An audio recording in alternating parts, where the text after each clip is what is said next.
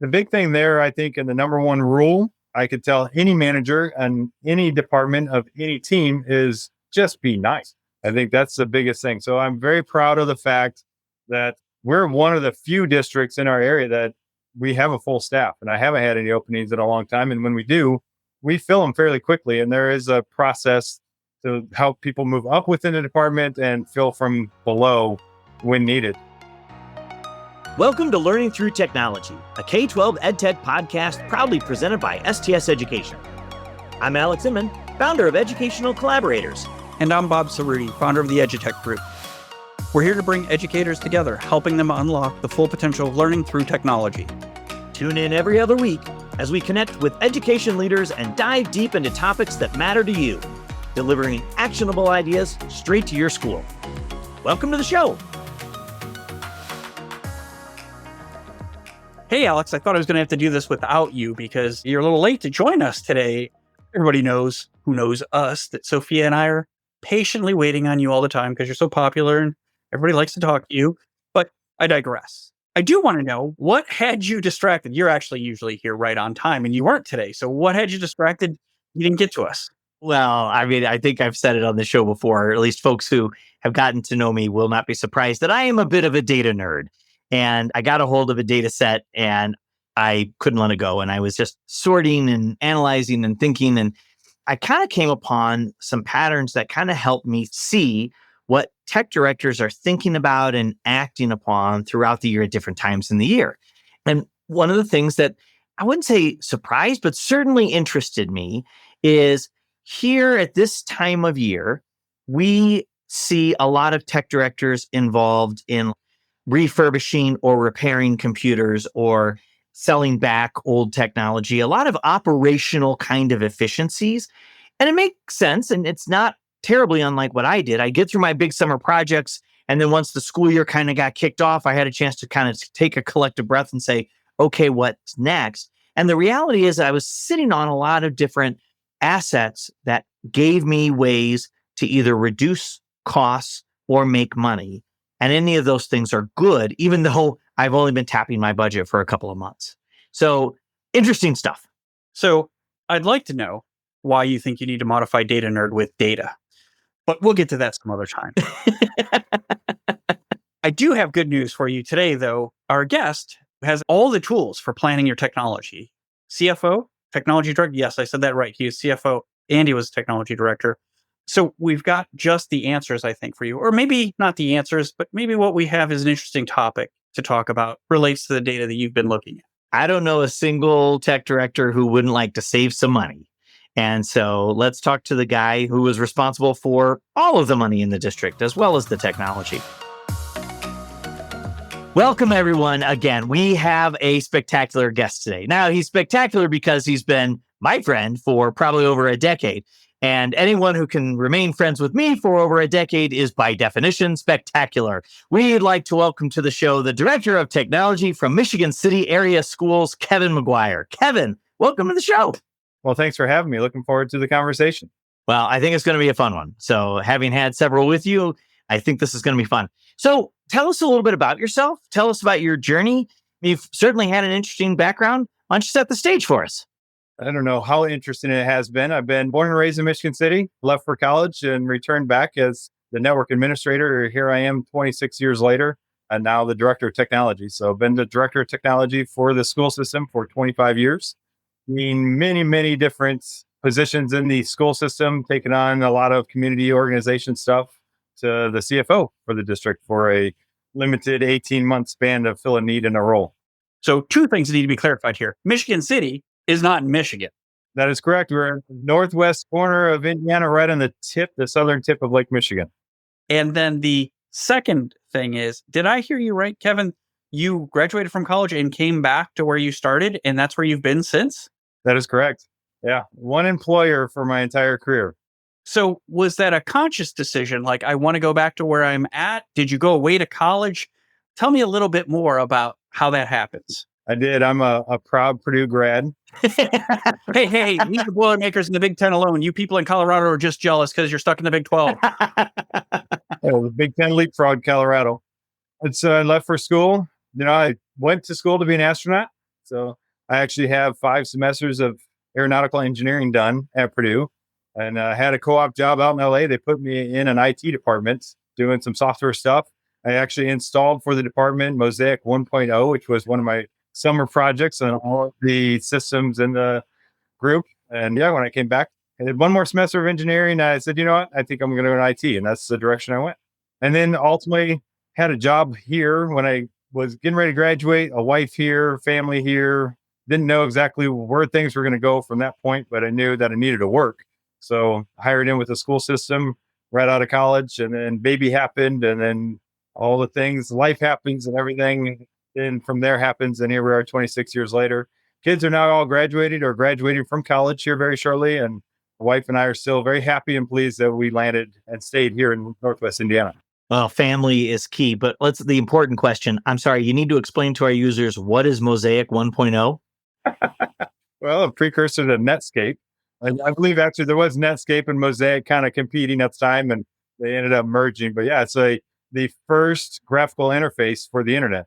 So prior to that, there's just a lot of characters and bits being passed back and forth, no pictures. On those old fantastic VAX machines. Something that I find funny about what Alex said is you can take Alex out of the director of technology chair, but you can't take the director of technology out of Alex. He said, for our end users. I refer to our listeners as users. For our users. Our users want to know. A lot of listeners that have not experienced the internet back in the day, you know, that was 96, summer of 96 that happened, and the internet was at its infancy. So that was my first taste of problem solving. And I destroyed it. I made some mistakes, but that was what grabbed me, I think, into technology, was just going through that process of failing and then having the wherewithal to kind of resolve the issues and continue to move forward. Because obviously things were not streamlined at the time. We'll move on from our users here on this, and we'll address our listeners for the next question. So you've obviously established a long-standing role in Michigan City area schools, and that included starting at network administrator and included a role as CFO. And I think that's something that we want to talk a bit about, is we're going to talk some technology planning and how to make our budgets stretch, which puts you in a unique position to help us and our listeners understand both sides. You know, there's lots of times as technology directors, we work to understand budgets and to work within them while still reaching your goals. So how do you become CFO, and how do the two go together? Tell us what it's like on the dark side, Kevin. So the short story, back in the early 2000s, after I finished undergrad, kind of made the decision. I was hired in 2002, 2003 as a director. So I made a decision that I was going to leave kind of the technical side of things and go more management. Actually completed my MBA in 2007. So I've been kind of tinkering on the financial side. I've been involved in a lot of the federal and state grants for the department, obviously doing my own budgeting and whatnot with the technology department. But there was a need in the district to fill that void for a period of time. And superintendent came to me and said, I would you be interested in doing this full time? And so if there's anybody interested in making that decision, please call me, because I could probably talk you out of it really quick. I don't necessarily being back in this chair. I don't miss the CFO role. I think it was good insight for the period of time.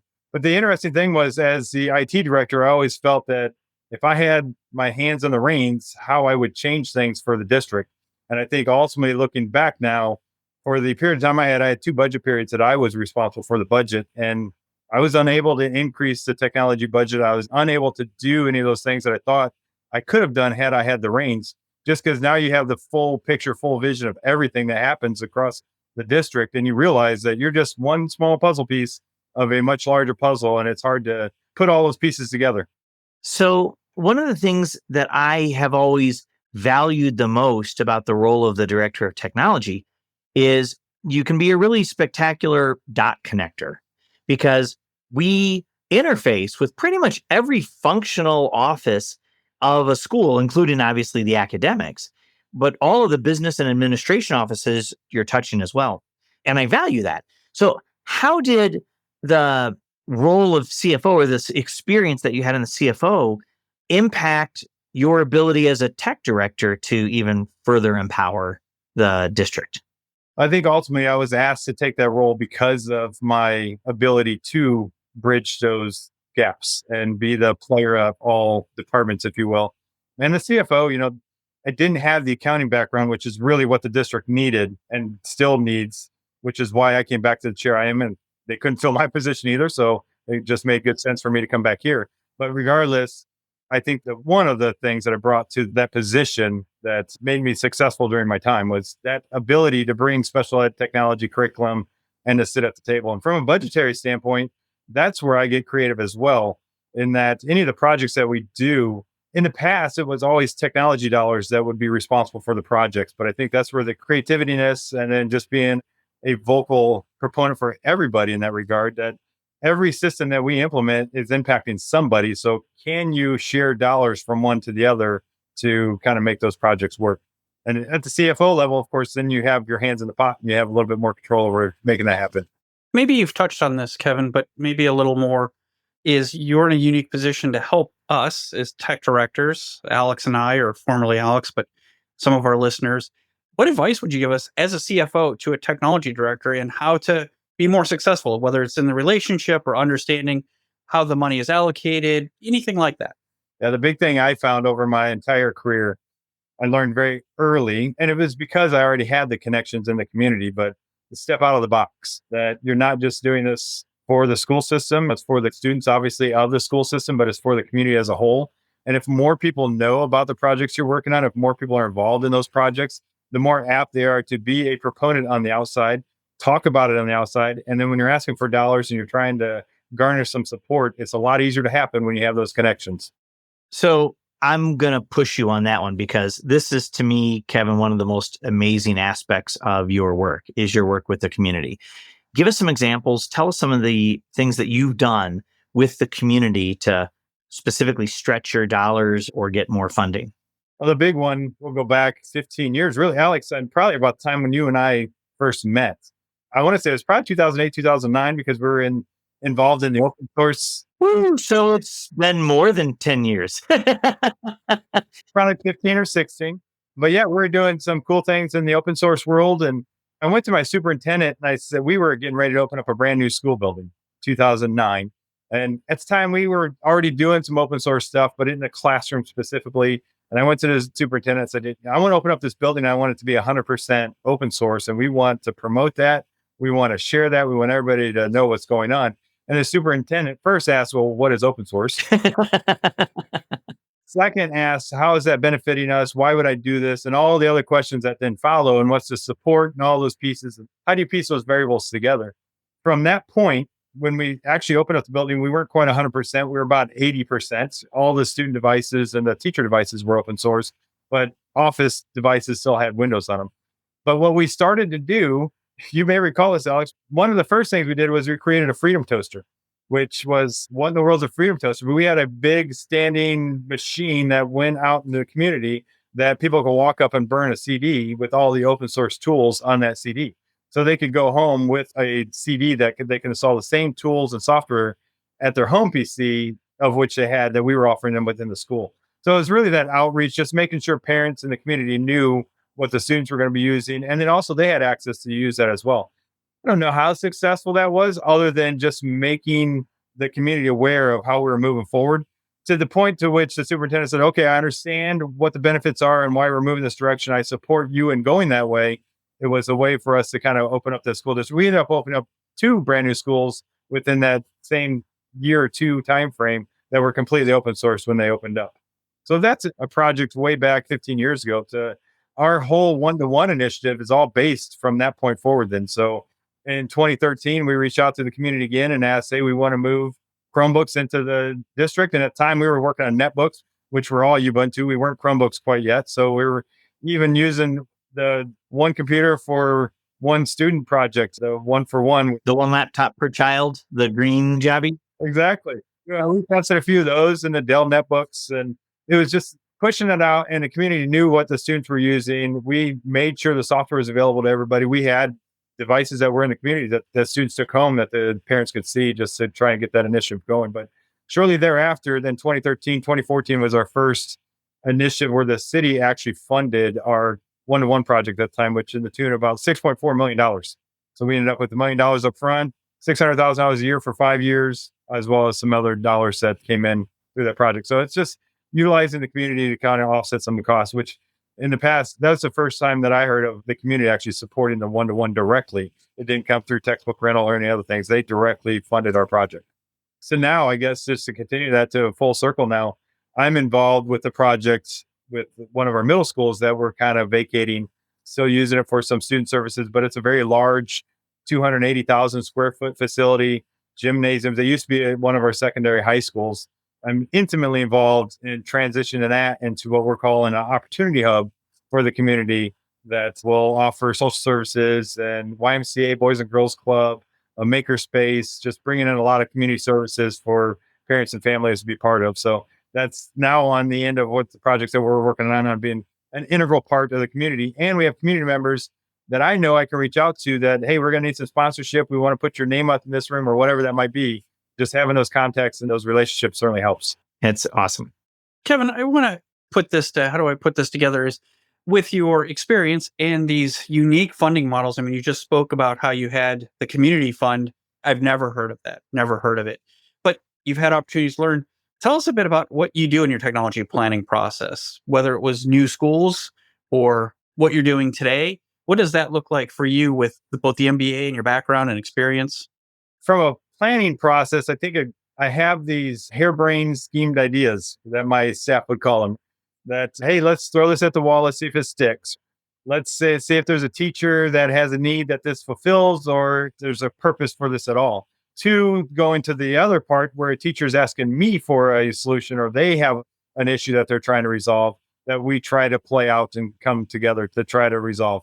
I don't look very far in the future. And I think that's one thing that I've never been good with, which I've been involved in probably $50 million of building projects, 2 elementary schools, some refurbished middle schools, and some fluff here and there and classroom renovations. But for the most part, I haven't been in huge building projects. But for those projects, it's very hard to look 10 years down the line or 15 years down the line when the building itself is going to be there for 50 years. How in the world do we equip a building for technology 50 years from now? There's absolutely no way that you can expect to do that. So I try to look in the 3, 5, and 10 year zones. And that's kind of where my planning comes from. What can I do right now that's going to impact somebody immediately and maybe out to 3 years to this is going to hang around for 5 years to infrastructure that I know won't be there in 10 years, but we still use the same Cat5 cable that I put in a building in 2008. So there are some technologies that will hang around. But for the most part, I kind of stick within those ranges.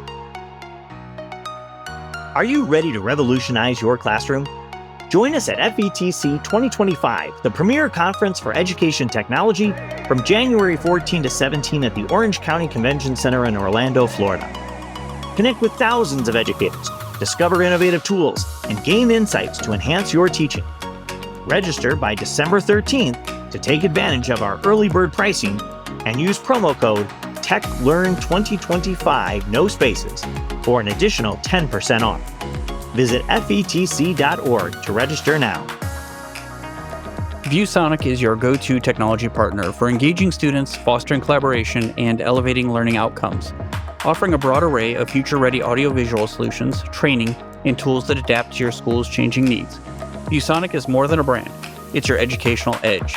Explore the possibilities today at viewsonic.com/edu. Imagine a future where students can access tools that spark learning, growth, and creativity.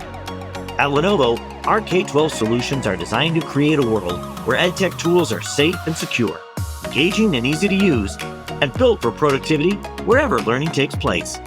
We partner with customers and value lasting relationships. We work closely with you to assess your needs, evaluate options, and customize solutions. We understand the dynamics and trends shaping K-12 today and tomorrow and how they affect your specific situation. We can help you plan wisely to deploy and scale solutions that will deliver the best student and teacher experiences and improve learning outcomes. We do this all while implementing the right education technology for your use case and budget. Visit us at the link in the show notes below. Hey there, it's Sophia, executive producer for the show. You know those moments when the episode ends and you're thinking, man, I wish we could talk more about this. Well, guess what? We can. We got this amazing community over on LinkedIn. It's where we share all the good stuff, sneak peeks, cool resources, and quick activities to try out in your school. So here's what I want you to do. Grab your phone, head to LinkedIn and search for our Learning Through Technology podcast page. Hit that follow button and boom, you're in.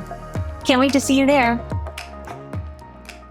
So, Kevin, thank you for that. One of the things that we see a lot of, particularly this time of year in sales from STS Education, that's our sponsor for this podcast, a lot of the things and part of our parent company, we see a lot of customers around this time doing a lot of repairs. And just from my own experience as a tech director, it's like, okay, I've got my budget and I'm looking at my year, things have slowed down. Now, what can I get any extra life out of?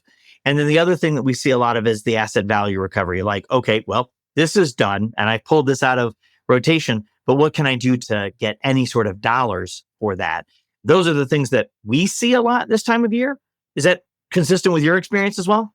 Absolutely. Obviously, with 5,000 students and a Chromebook in the hand of each individual, we'll go through a lot of that. So repairs is obviously a big issue. We're seeing now, since COVID, about a 20% breakage rates. Ooh, that's really high. It's high. Having those contracts with individuals to help bring that cost down, the repairs, whether it's a warranty or a parts closet, we have access to that as well. Both are great ways to kind of keep the device in the hands of students on a regular basis. But we then recycle those and try to carry that lifespan as long as possible. So they become loaners or they become replacement devices for a period of time. But then after they've seen their lifespan, we'll either recycle them or we reach out to STS or another company such as that. We'll do a buyback program where the same will teacher laptops. So we're replenishing teacher laptops right now. So in the tune of about 500 HP laptops that we will pull back from the teachers. In the past, we offered them to the teachers and we just cleaned them up and resold them. We don't want to do that again because it's tough for us to do that. But we reach out to a partner that either will take them in, clean them up, and then resell them to our teachers, or they will just buy them back from us and we'll get a fee for that. And then, of course, we can take those dollars and just put them right back into the project. Excellent. Yeah, I'm guessing you found that giving them to the teachers and being the default help desk actually cost you a lot more than the value of the laptop. Yes, it did. The technicians said that they were all quitting if we sold them back to the teachers again. They get phone calls at night. Hey, you know that computer you sold me? Well, the fan isn't working or the monitor went out. Yeah, it's 5 years old when you bought it and you bought it for $30. Yeah, leave me alone. Exactly. I'd like to interject that harebrained ideas would be what we would call a working genius of wonder. Busting out the Patrick Lencioni. I am also a wanderer, so I can totally relate. Well, one of the harebrained ideas that I always like to tell, I've shared this story with Alex quite often, and I'm sure I'm not the only one, but of course I'm the only one in my mind that I would have done this. But in 2004, 2005, we were passing out pen drives, USB thumbsticks, to kids of about 128K that had a Ubuntu operating system, had Smart Office, I think at the time, had basic word processing, Excel, those things, and a couple other math programs that we installed on it. And it all fit in probably a 500 meg, if that 125 meg, whatever, thumb drive. And we had the kids go home, and that was the first Chromebook of the day because they were booting and saving their files on a thumb drive when we would allow them to bring back into the school system and then boot their computer at their desk off that as well. And they would have a device in that could go to and from home with all the files on it. So I'm the inventor of the Chromebook. That's what I'm trying to get at. That's what, just so everybody knows. Here's what I'm really trying to say. So I want a little bit of follow up on your planning process. So you've already talked about your connections to the community. You've already talked about how you really understand a lot of the functional operating areas of the school through your CFO work. How do you leverage those insights to make sure that you are not only meeting the enterprise needs of your district, but also stretching the dollars as far as you can? How do you leverage those people networking insights? Obviously, the first thing is developing that budget, I think is probably one of the first things that whatever problem that somebody throws at me that we have to work around, there's always a dollar sign that goes with that. And we always try, or at least I do in my head, try to figure out what are the constraints, and dollars being the biggest one. In that, once I know that, I now can start targeting the individuals or groups or the budget, the funding opportunities to try to fill those holes. So again, the opportunity zone is a perfect one, a perfect example in that we're talking probably $50 million in the first 3 years of this project. And that's something that I would readily have my hands available to. but it is something that with all the contacts and connections and all the pieces and how they are going to play a part, we can start lining this out. So we broke that building down. We looked at it. We came with the idea. We kind of put all the pieces in play. And certainly I'm not the only one on this project. There's multiples of us working on this, but we're able to break it out then and segment who's responsible for what budget pieces and how you bring those together. So it's not much different than the one-to-one project. We put together the budget. I put together the plan. I sold the plan, made sure everybody was good with the plan. And then it was, how do you pay for that plan moving forward? Went to the community. We didn't get it all up front. They didn't say, here's your $10 million, because we proposed a $10 million 5-year plan to the community. They said, well, we can only do X amount of dollars. So you're going to find other money. So we're able to do that. We were able to reach out to some federal and some state grants. We were able to reach out to some other providers to fill that gap. Staff development was a huge piece, which I think is one of those things that any project you do, 25% should be on staff development, regardless of what you're doing, just if you're impacting the classroom. You guys used a company that provided you guys some Google trainers who moved to Chrome. Who was that? Man, I can't remember her name. Well, education collaborators obviously was a big piece of our staff. We're catching up to my pushing for a compliment. I was trying to remember our lead staff development person. She was phenomenal. Julian is coming to mind, but I don't think that was it. But regardless, yeah, we had some great people, and there are other ways, because staff development is one of those things that you can build in other budgets and kind of wrap it around to what your needs are to fulfill. So I completely forgot that education collaborators, they were our lead staff developers of that project. So going back to 2013 with the one-to-one, that was something that wasn't funded by the community, but we were able to wrap it in some other state and federal. Thank you. You don't need to go back and throw in the compliment after I totally fished it anyways. So I only have one question in 27 parts. Alex, you'll have to tell me what that reference is to later. Rodney Dangerfield. That's right. All right. Kevin's in. Alex is out. I was waiting. Now you know what it's like to be me. You were waiting and somebody else talked. So, Kevin, it really is like a 2-part thing. First, tell us a bit about your school. How big, how many schools, and the technology team that you have to support it. And then a bit about how you keep and retain or develop that technology team. Certainly. So the school district's right around 5,000 students now, which is, we've been a declining enrollment district for my entire career here. Hopefully this year we can say we've bottomed out. A lot of things are changing in the community. So I think we have plateaued to the point where when I started, we were about 7,500. So we've been losing about 100 students there about a year for the last 20 years. But my staff consists of 4 desktop support individuals. One of those individuals is more now primarily on the SIS side and helping our Power School administrator. And I have a network engineer, a software engineer, and then 2 individuals that support each of them. So that's the entire team. And then there's an administrative assistant that helps me with budgets and ordering and kind of taking care of the inventory and those types of things. The big thing there, I think, and the number one rule I could tell any manager and any department of any team is just be nice. I think that's the biggest thing. So I'm very proud of the fact that we're one of the few districts in our area that we have a full staff, and I haven't had any openings in a long time. And when we do, we fill them fairly quickly. And there is a process to help people move up within the department and fill from below when needed.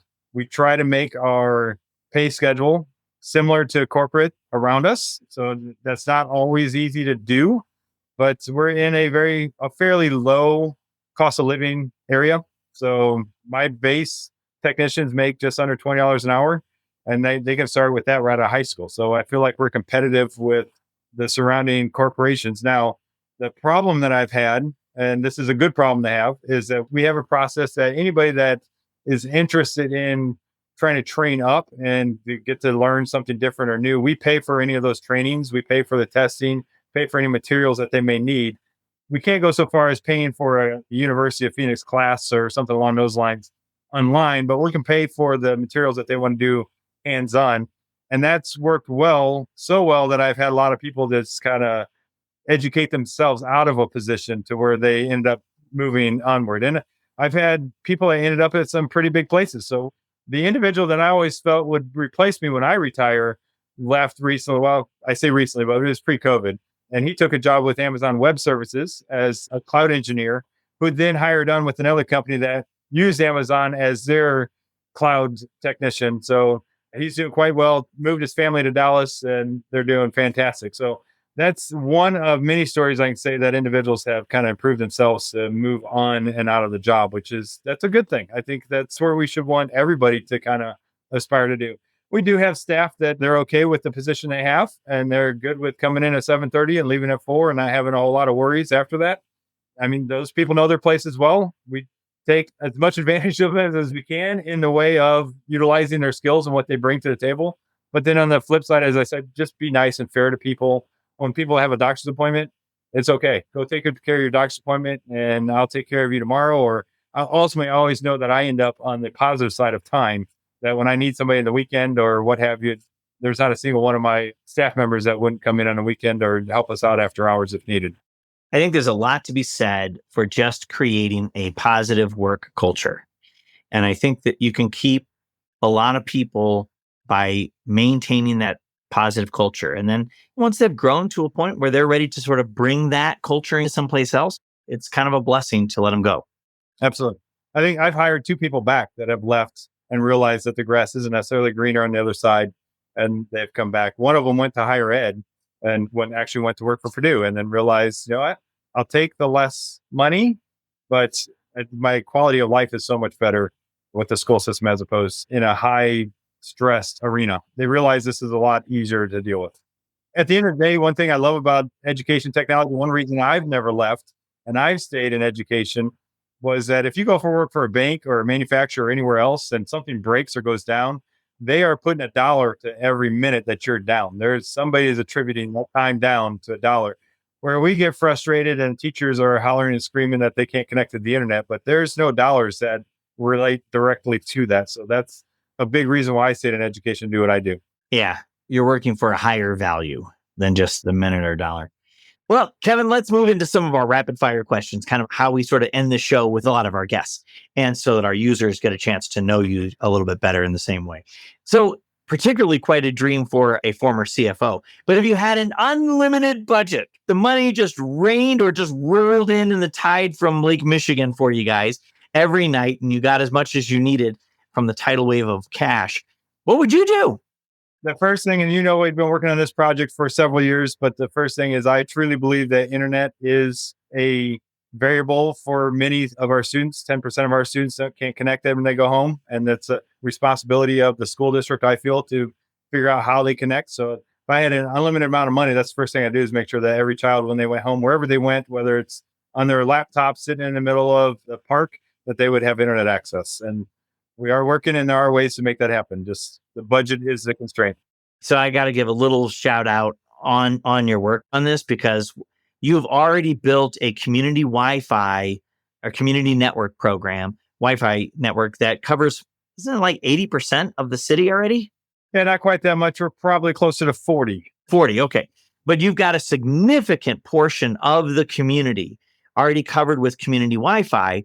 And not only educational collaborators, now I'm going to plug myself, also help with your strategic technology plan. And so I am aware of the work that you have been doing in the community to not only expand that infrastructure to give access, but to leverage Internet of Things, IoT technology on top of that community Wi-Fi to engage the community in all sorts of kind of dynamic information communication. I know this is what separates our project from any of the other projects that are out there from a community Wi-Fi standpoint. And let me just clarify, it's not necessarily a community Wi-Fi. It's a CBRS network. So you have to have a device or an access point that connects to that specific network. So not all devices do that. But we are offering Wi-Fi from that backbone, which then, of course, anybody can connect to. But ultimately, our business model for that project is to figure out how you can sustain and build that network with services that will be offered to the community for community safety, for public awareness, for personal health, whatever it might be. We're kind of wrapping it around that. So ultimately, the business model is what the individual would pay for in their own household would offset the cost of what we're offering for students for free. Yeah, well, when you say your dream is to provide internet access, you're already 30 steps ahead into how you're going to leverage that access to bring so many benefits to the community. And that's why I wasn't going to let you get off with just a half answer of what I know is some pretty amazing stuff.